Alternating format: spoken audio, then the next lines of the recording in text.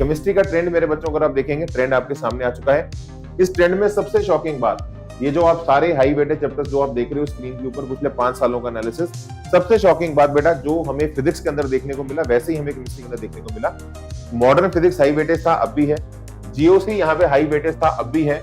लेकिन आप देखिए हाई वेटेज में 44 क्वेश्चन भी आए और ये सभी चैप्टर्स का हाईएस्ट नंबर ही है। तो हाई वेटेज तो है, लेकिन नंबर ऑफ क्वेश्चन देखिए, पहले 80 भी आए हैं, ठीक है ना। लास्ट ईयर तो खैर बहुत ही ज्यादा आगे थे, है ना। तो और अब हमारा 44 ही है।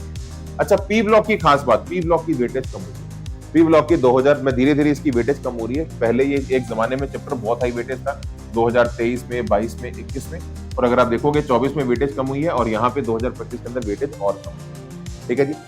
बाकी हमारे coordination compound, chemical bonding, aldehyde ketones, ये मोल कंसेप्ट, सबने अपनी वेटेज को लगभग मेंटेन किया है। थर्मोडायनेमिक्स का वेटेज हमारा बड़ा है, ऐसे ही हमारा इक्विलिब्रियम वाला जो है उसका भी हमारा वेटेज बड़ा है।